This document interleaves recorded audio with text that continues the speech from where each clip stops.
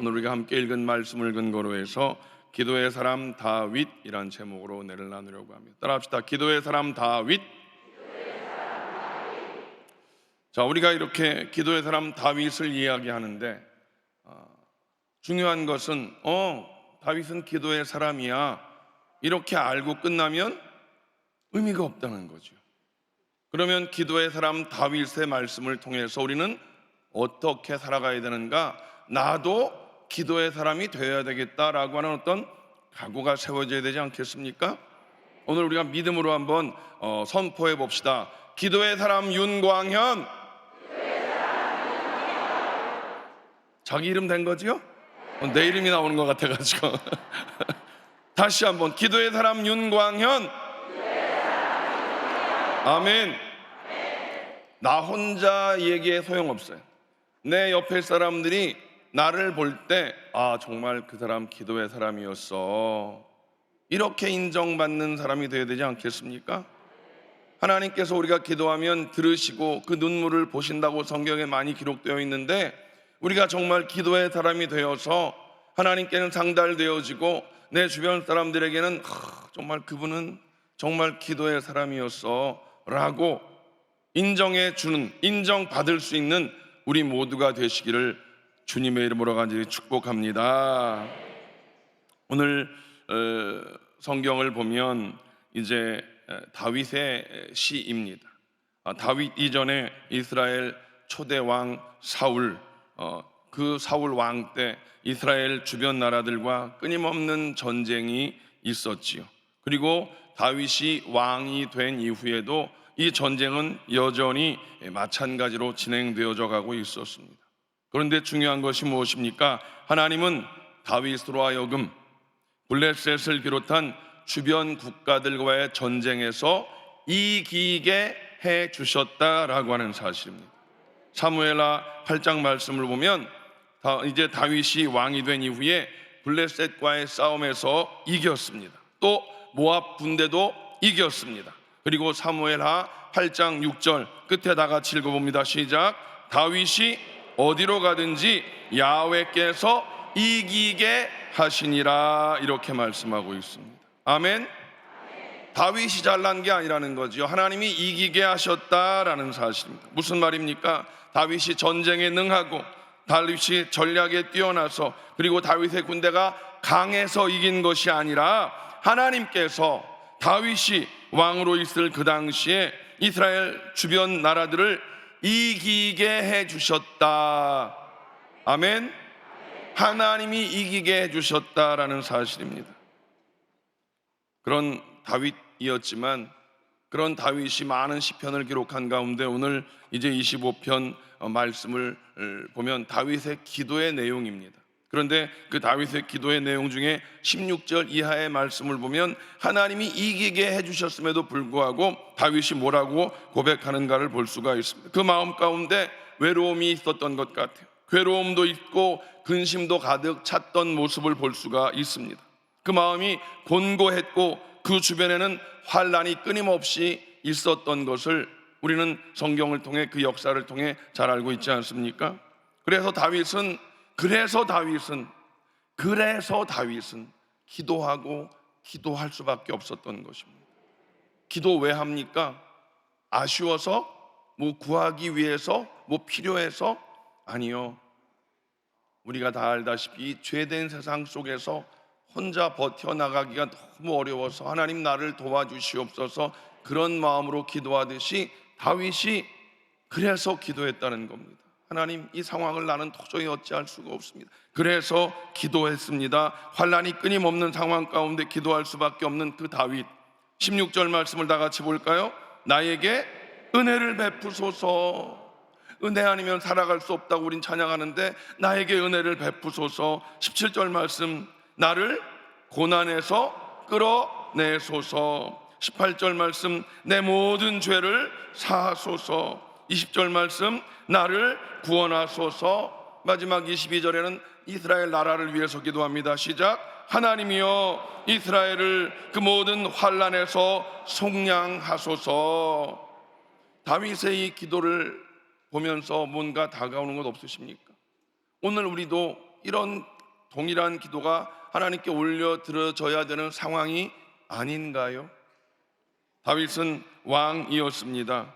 그렇지만 그 왕으로서의 삶이 얼마나 외롭고 또 괴로울 때가 있지 않았겠습니까? 전쟁마다 싸워 이기는 강한 나라의 왕이었지만 그의 마음이 이런저런 근심이 많이 있었을 것을 우리는 미루어 짐작할 수 있습니다. 그런 다윗은 그의 마음속에 일어나는 심령의 그런 고통과 또 나라 안팎으로 끊임없이 계속되는 그런 환난의 원인이 그놈 때문이야 라고 하지 않았다는 거예요. 누구 때문이야 라고 하지 않았다는 거예요. 잘 들으십시오. 작금에 벌어지는 여러 가지 일들을 우리는 손가락질을 합니다. 절대 다윗은 그렇게 하지 않았습니다. 어떻게 했습니까? 그 모든 환난의 원인을 자기의 깊은 내면에 있는 죄의 문제에서 답을 찾고 있다라는 사실입니다. 우리는 남들을 지적하는 거에 아주 익숙합니다. 네 죄야, 너 때문이야. 다윗은 그렇게 하지 않고 내 내면 깊숙이 있는 죄의 문제로 인해서 이런 어려움들을 겪고 있다라고 다윗은 고백하고 있다는 것입니다. 그래서 오늘 18절 말씀 보면 다윗이 이렇게 고백합니다. 나의 곤고와 환난을 보시고 내 모든 죄를 사하소서. 내 모든 죄를 사하소서. 어떻게? 나의 곤고와 환난을 보시고 내 모든 죄를 사하소서. 다윗은 기도의 사람이었습니다. 어린 시절부터 다윗은 기도하는 법을 알았지요. 어린 시절 골리앗을 물리칠 때 뭐라고 외치고 나갔습니까? 나는 만군의 주 야훼의 이름으로 나간다. 그러고 나가서 골리앗을 때려 잡았던 것입니다. 여러분, 다윗은 이미 어린 시절부터 하나님을 인식하였고 그 하나님 앞에 도움을 구하는 기도의 삶을 살았고 그 마음 가운데 하나님이 자기를 지켜주신다는 믿음이 분명하게 있었던 기도 생활이 충만했던 사람인 것을 우리는 성경을 통해서 잘 알고 있습니다. 다윗은 하나님을 향한 믿음이 확실했었습니다. 그래서 이렇게 이야기할 수 있죠. 다윗의 하나님 신앙은 철저했다라고 하는 사실입니다. 결코 막연하지 않았다라는 사실입니다. 제가 설 때마다 하나님은 살아계십니다, 하나님은 살아계십니다 외치는 이유가 무엇입니까? 우리는 보이는 것에는 익숙하지만 보이지 않는 것에는 익숙지가 않아서 자꾸만 우리가 입술로 고백하고 마음 가운데 하나님은 살아계십니다 외치는 것이고 나는 살아계신 하나님을 믿습니다, 내 믿음을 고백하는 것이다 라는 것을 말씀을 드리고 있습니다. 다윗, 그의 신앙은 결코 막연한 것이 아니었다라는 것 우리는 분명히 기억해야 할 것입니다.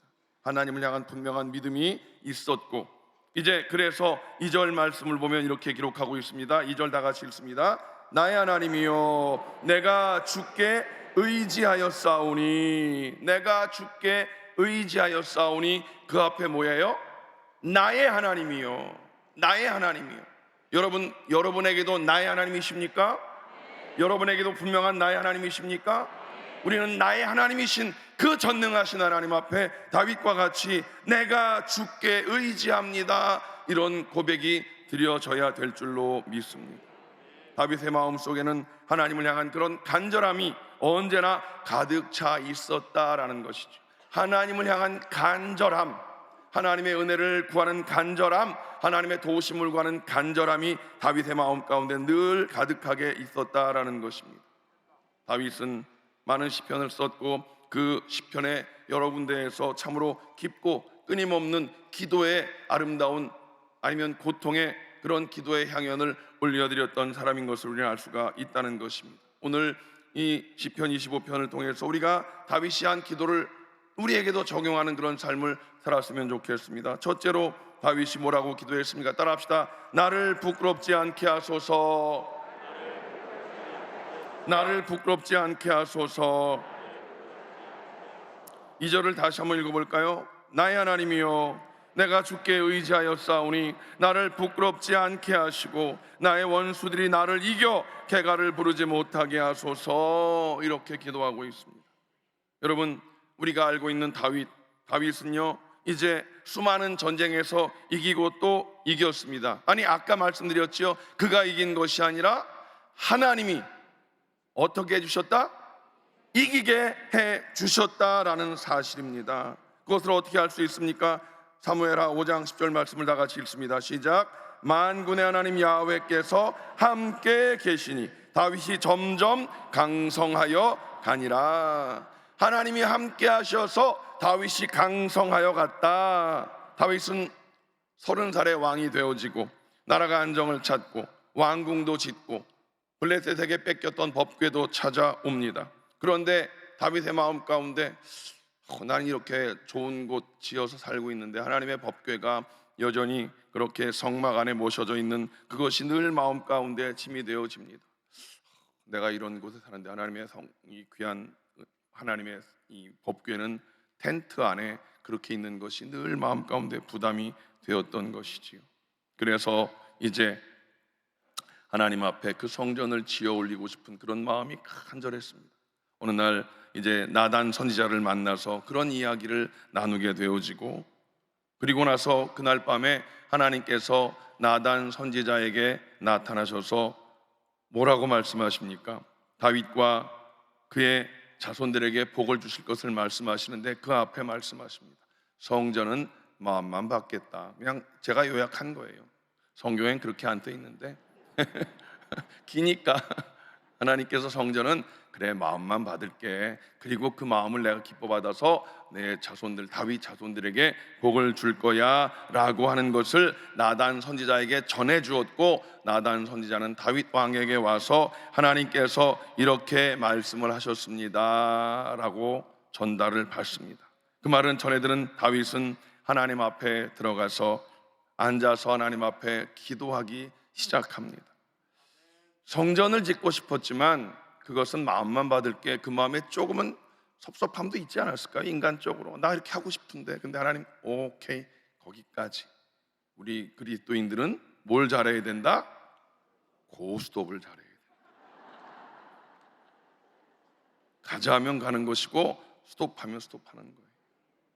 하나님께서 거기까지 마음만 받을게, 거기에 다윗은 아멘 하고 하나님이 복을 약속해 주신 그 일에 너무 감동이 되어집니다. 그래서 하나님 앞에 감격해서 기도하는 내용이 사무엘하 7장 쭉 나오는데 26절과 29절 말씀을 한번 우리가 내용을 요약한 것을 한번 읽어보겠습니다. 시작. 주의 종 다윗의 집이 주 앞에 견고하게 하옵소서. 종의 집에 복을 주사 주 앞에 영원히 있게 하옵소서. 주 야훼께서 말씀하셨사오니 주의 종의 집이 영원히 복을 받게 하옵소서 하니라. 주 야훼께서 말씀하셨사오니, 다윗은 하나님의 약속의 말씀을 철석같이 믿었습니다. 하나님 말씀하셨사오니 종의 집이 영원히 복을 받게 하옵소서, 이렇게 기도하는 다윗, 그런 다윗이었는데 오늘 시편 25편의 말씀은 어떤 기도입니까? 약간은 힘 빠진 모습의 다윗의 기도를 볼 수 있습니다. 2절을 다시 보면 하나님 나의 원수들 앞에서 나를 부끄럽지 않게 해 주소서, 이렇게 기도하면서 3절에는 또 뭐라고 써 있냐면 주를 바라는 자들은 수치를 당하지 아니하려니와, 주를 바라는 자들은 수치를 당하지 아니하려니와. 지금 다윗은 어려움 가운데 있습니다. 어려움 가운데 있으면서 나의 원수들 앞에서 나를 부끄럽지 않게 해주십시오 라는 기도, 그 기도와 함께 주를 바라는 자들은 수치를 당하지 아니합니다 라는 분명한 믿음이 있었습니다. 20절에도 보면 그렇게 기록합니다. 시작. 내가 주께 피하오니 수치를 당하지 않게 하소서, 기도하고 있는 걸 볼 수 있습니다. 다윗은 기도하는 사람이었습니다. 그렇지만 실수가 여러 번 있었습니다. 우리가 잘 알고 있는 자기에게 충직한 부하였던 우리아의 아내를 범하고 그 범죄를 감추기 위해서 우리아를 전쟁의 깊숙한 곳에 집어넣어서 결국은 죽게 하지 않습니까? 다윗의 생애에 돌이킬 수 없는 그런 부끄러운 수치스러운 일이었습니다.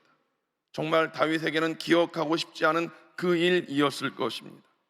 여러분, 다윗은 그 죄로 말미암아 하나님과 끝장난 관계일 수밖에 없는데, 하나님께서는 다윗이 밤새도록 하나님의 용서를 구하며 눈물을 철철 흘리면서 마음의 중심에 회개의 기도를 들으셨던 것입니다. 그 죄악에도 불구하고 하나님 앞에 철저히 회개했던 그 회개의 기도를 통하여서 그 연약한 다윗을 하나님은 다시금 타용하셨던 것을 우리는 알 수 있습니다. 그러므로 오늘 우리도 나의 하나님, 나를 부끄럽지 않게 하여 주시옵소서라고 하는 기도를 매 순간 올려드려야 될 줄로 믿습니다. 왕이었던 다윗도 거짓되면 부끄러움을 당할 수 있는 것입니다. 죄악을 범하면 부끄러워질 수밖에 없는 것입니다. 오늘 우리들 이 여러 가지 상황 가운데 하나님 나를 부끄럽지 않게 하시옵소서. 이 기도가 무엇입니까? 죄로 인하여 그런 부끄러운 일을 당하지 않도록 주님 나를 불쌍히 여겨 주시옵소서 기도해야 되는 모습이 우리 안에 있어야 된다는 것입니다. 여러분, 잠언 22장 1절 말씀에 이렇게 기록하고 있습니다. 많은 재물보다 명예를 택할 것이요 은이나 금보다 은총을 더욱 택할 것이니라. 또 24장 1절 말씀을 보면 너는 악인의 형통함을 부러워하지 말며 그와 함께 있으려고도 하지 말지어다. 뭐 돈 되는 일이라면 앞뒤 가리지 말고 덤벼들지 말라는 거예요. 하나님의 은총을 구하고 하나님의 은혜 안에 거하라는 거예요. 죄의 자리에 나가지 말라는 거예요. 여러분, 우리 주님께서 가르치신 기도가 있습니다. 주기도문이라고 우리는 이야기하는데 여러분 기억나십니까? 우리 천국 가신 우리 원로 조용기 목사님께서 늘 하셨던 설교 때 하셨던 말씀, 아침에 눈 뜨면 항상 이렇게 기도하셨다고 합니다. 하나님, 오늘 하루의 삶을 살아가는데 시험에 들지 않게 하여 주시옵소서. 하나님, 오늘 하루를 살아갈 때 악에서 구하여 주시옵소서. 우리 당회장 목사님은 항상 뭐라고 말씀하십니까? 하나님, 구원받은 것에 대한 절대 긍정으로, 하나님 구원의 감격으로 말미암아 절대 감사의 삶을 살게 하여 주시옵소서. 이런 신앙의 위대한 분들의 그 고백이 오늘 우리의 고백이 되어질 수 있도록 우리는 하나님 앞에 기도하는 사람이 되어야 될 줄로 믿습니다. 자, 다윗이 그렇게 기도했던 것 두 번째 무엇입니까? 하나님, 나를 지도하고 교훈하여 주시옵소서. 부끄럼 당치 않는, 죄짓지 않는 삶을 살아가기 위해서는 하나님, 나를 하나님의 길로 인도하시고 나를 하나님의 도로, 하나님의 뜻을 이루는 자 되게 해달라는 그런 믿음의 고백입니다. 하나님은 하나님의 백성들이 하나님 앞과 이웃들에게 진실과 성실 그리고 거룩한 자로 살아가기를 원하고 계신 줄로 믿습니다. 오늘 4절과 5절 말씀을 다 같이 보면 시작. 야훼여, 주의 도를 내게 보이시고 주의 길을 내게 가르치소서. 주의 진리로 나를 지도하시고 교훈하소서.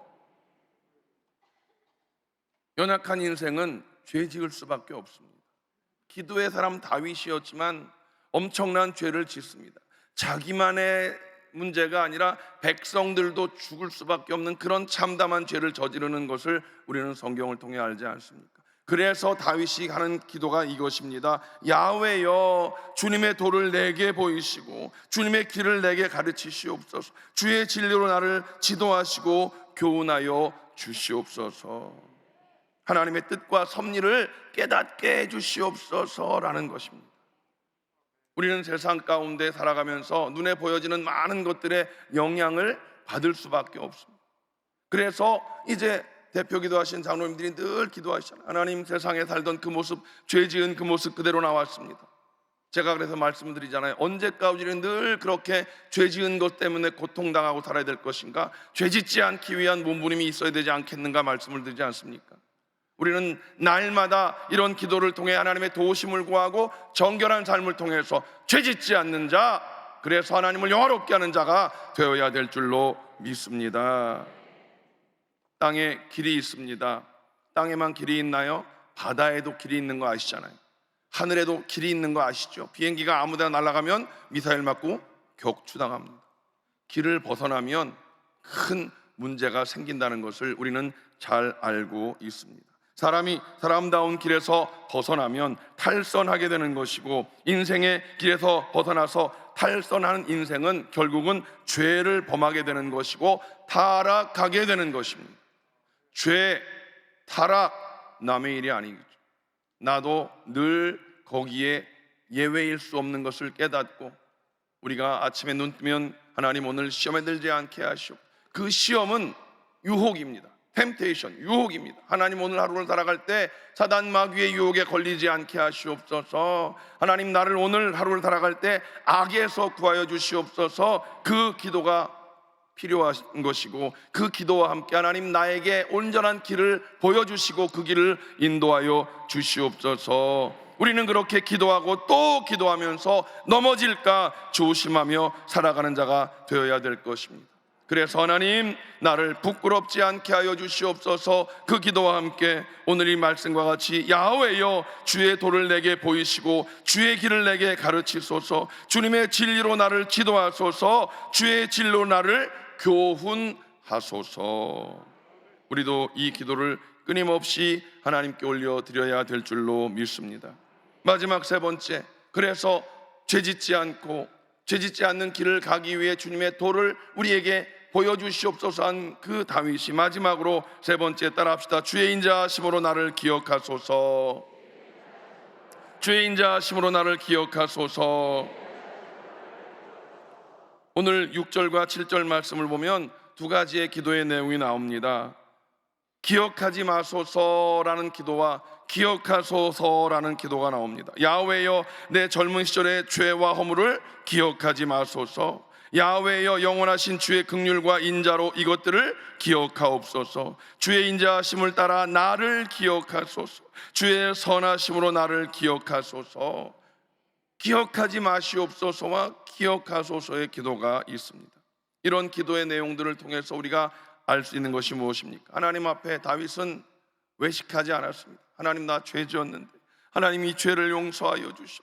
기억도 하지 말아 주시옵소서.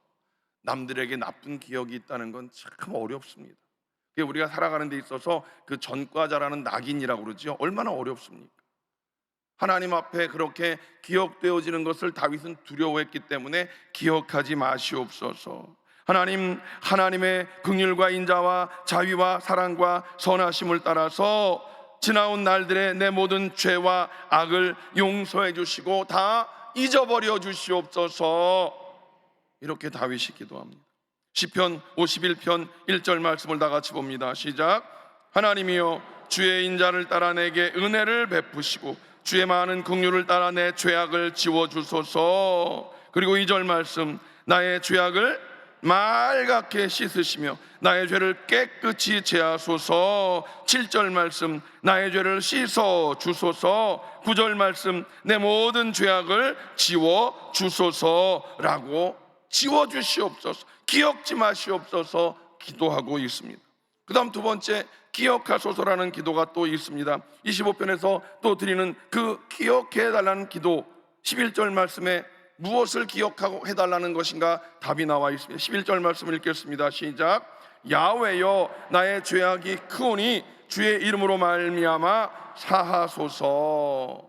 이건 무슨 기도입니까? 하나님의 긍휼하심과 인자와 자비와 선하심을 따라서 죄 사함을 받고 거듭나고 새 사람 되어진 하나님의 사랑받을 만한 하나님의 자녀가 되기를 기억해 주시옵소서. 우리는 의인입니까? 죄인입니까? 헷갈리지요. 용서받았다고 그러는 것 같은데 아직도 맨날 죄인이라고 그런 거 보면 헷갈리는 것 같아요. 정확하게 알아야 할 일이 있습니다. 우리는 용서받은 의인입니다. 따라합시다. 나는 용서받은 의인입니다. 그래서 우리는 의롭게 살아야 되는데 여전히 우리 안에 죄성이 있어서 또 죄짓고, 그래서 하나님 앞에 용서해 주시옵소서 이렇게 기도하는 자인 것입니다. 그래서 다윗이 기도한 건 하나님의 그 긍휼하심으로 말미암아 내 죄악을 다 잊어주시고 이제 하나님의 그 은혜로 말미암아 내가 구원받았사오니 하나님의 자녀로서 살아가는데 하나님 나를 그렇게 기억해 주시옵소서.